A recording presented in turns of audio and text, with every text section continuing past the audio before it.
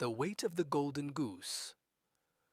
In the heart of an ancient kingdom nestled between rolling green hills and dense forests lay the village of Eldermire. It was a place where everyone knew each other, and the air was filled with the fragrance of wildflowers and the scent of fresh bread. The people of Eldermire lived simple lives, plowing their fields, raising livestock, and gathering at the village square for market days.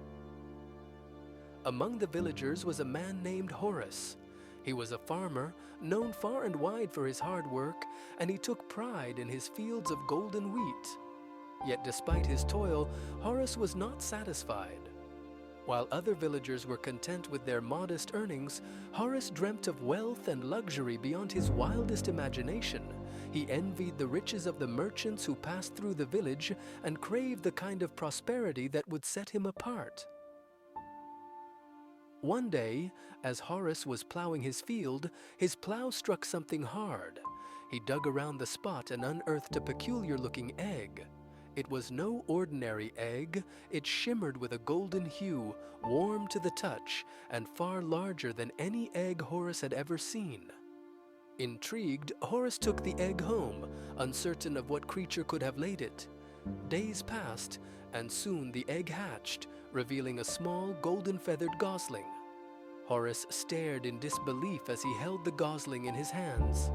It was unlike any goose he had ever seen, with feathers that glittered in the sunlight as though made of pure gold. Word spread quickly through Eldermire about Horace's golden goose. The villagers flocked to see it, marveling at its beauty. But as they admired the goose, Horace's mind was elsewhere. If this goose can lay eggs as golden as the one I found, I shall be the richest man in the land, he thought. Sure enough, one morning, the goose laid a single golden egg. It was as heavy as it was beautiful, gleaming brightly in Horace's hand. Overcome with joy, he rushed to the nearest town to sell the egg. The merchants, eyes wide with astonishment, paid him a fortune for it. With a heart pounding with excitement, Horace returned home, already counting the riches in his mind. Days turned into weeks, and each morning the golden goose laid another golden egg. Horace became wealthier with every passing day, and soon he built himself a grand house, bought the finest clothes, and hosted lavish feasts. He hired servants to work his fields and no longer had to toil under the sun. Life, it seemed, had finally granted him his long-held desires. But with wealth came greed. The more Horace accumulated, the more he wanted. The golden goose laid one egg a day, but that was no longer enough for him. "Why must I wait each day for a single egg?" he grumbled. "If only I could have all the golden eggs at once, I would never have to wait again." Blinded by his greed, Horace devised a plan. "The goose must be full of golden eggs," he reasoned. "If I open it up, I can take them all now and be the richest man forever." Ignoring the voice of caution within him, he grabbed a sharp knife and approached the unsuspecting goose. The creature, trusting and unaware of its fate, sat quietly. Horace hesitated for a moment, the weight of his greed battling with his conscience. But the lure of wealth proved too strong. With a swift motion, he cut open the goose, expecting to find a trove of golden eggs. To his horror, there were none. Instead, he found only the innards of a regular goose. His heart sank as he realized what he had done. The golden goose lay dead, and with it, Horace's source of wealth was gone. Despair filled him as he stumbled back, the knife falling from his grasp. His grand house, his fine clothes, and his feasts, all of it had been built on the golden eggs that were now forever lost. Without the daily eggs, his fortune dwindled, and soon he found himself back where he started, with nothing but a barren field and a heart full of regret. The villagers, who had once marveled at his golden goose, now pitied him. They shook their heads and whispered, "Greed has undone him." Horace, now humbled, returned to his simple life, tilling the fields once more, a shadow of the man he had become.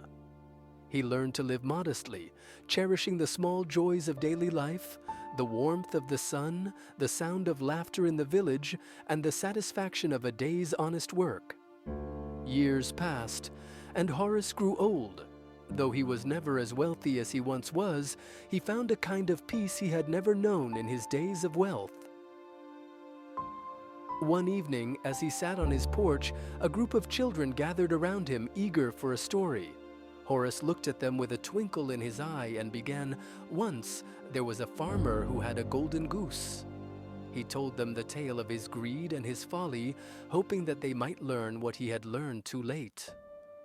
"Wealth and prosperity are not found in how much you own," he said, "but in the contentment of one's heart and the value of patience. Remember, children, do not destroy the source of your blessings in the pursuit of more, for greed, like a knife, can cut deep and leave you with nothing." The children listened with wide eyes, taking in every word. When he finished, they thanked him and ran off, the lesson fresh in their minds. Horace watched them go, a small smile on his lips. He knew that while he could not change his past, he could share its lessons to help others avoid the same mistakes. From that day on, the story of Horace and the Golden Goose became a legend in Eldermire, passed down from generation to generation. It served as a reminder that greed can consume and destroy, while patience and contentment can bring a peace that wealth alone can never buy.